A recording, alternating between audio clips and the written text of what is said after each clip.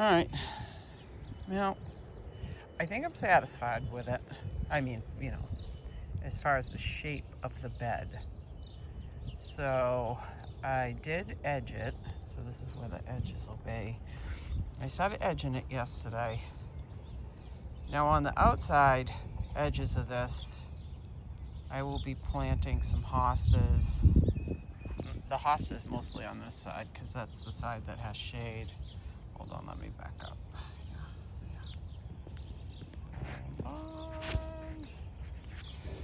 All right, so the hosta is mostly on this side of the bed because that's the side that'll get the most shade from those trees. So there'll be some hostas, some ferns. I don't know. I might plant, I don't know, maybe some other shade-loving things like lady's mantle or I don't know what else. Oh, bleeding hearts maybe for some early spring color.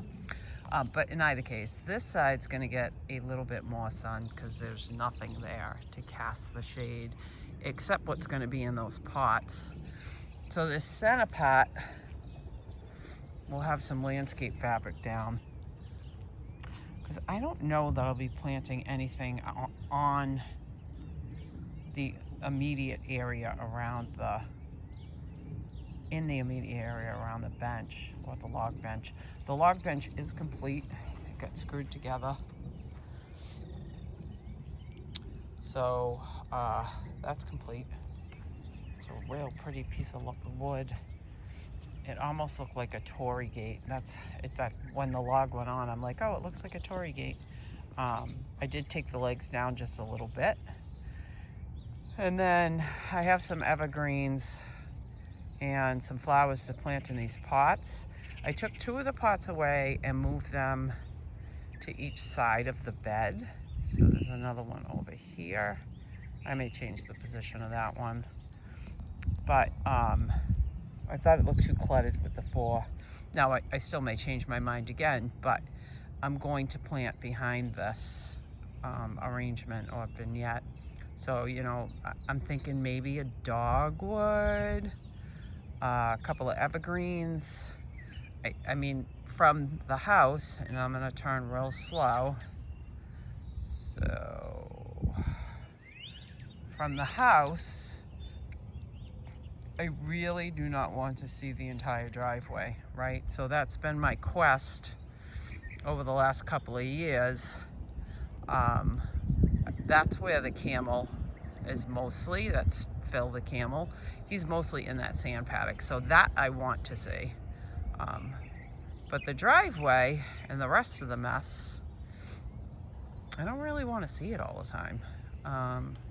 Not that I haven't planted up quite a bit across the way as well, but there's a lot of traffic that comes in and out of here for the equestrian center. So, I want to make it as private as I can. So I needed a seating area. So if I sit on it,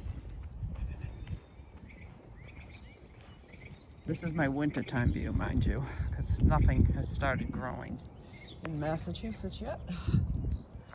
But if I sit on it, this is the view around. So, over there where that fence is, that's where the cows live.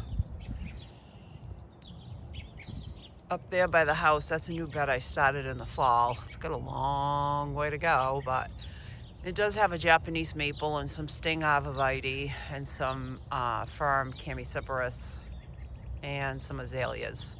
Everything's just real small because I started it in the spring and you can't see it. That blocks off the propane tanks, that fence does, or the gate, I should say. And so we will be trying to cover that up as well.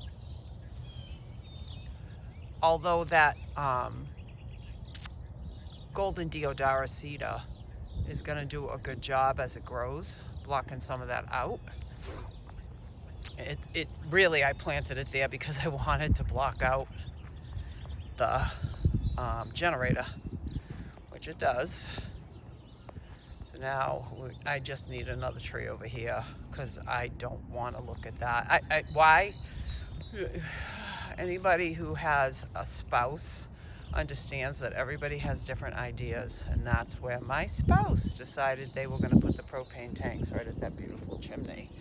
I would have tucked them around the other side of the house, but hey, what do I know? Or even in the dog kennel by the generator, but no. So, yeah. So that is the bench. Those are my ideas. Some landscape fabric, some gray stone, some hostas, some ferns, some maybe bleeding hearts. I don't want a lot of flower in there. I do want a little, just not a lot. I just want it to have more of a woodland feel than what it currently looks like. I guess looking at the bench, maybe a little bit of a Japanese garden kind of feel.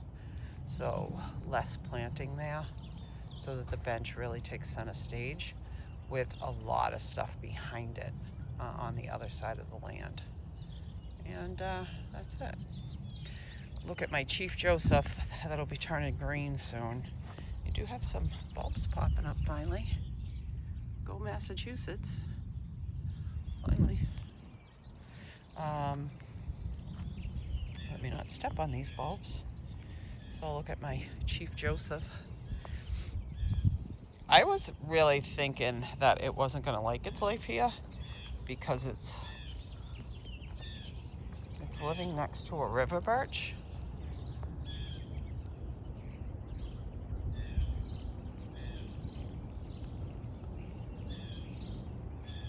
So I thought, oh, I don't know if I plant this here how it's going to do. Now, I know I'll have to do some trimming on the side that meets that.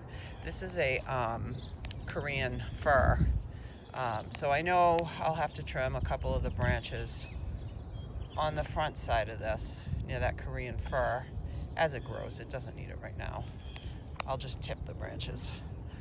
But, you know, it has all the room it wants to grow on the back side of it, to grow heading towards the river birch. And I just really wanted the yellow in there. In hindsight, I should have backed it up a little bit more, but I didn't. So there's where it stays. And as it grows, I think it gets 30 feet, maybe 20 feet.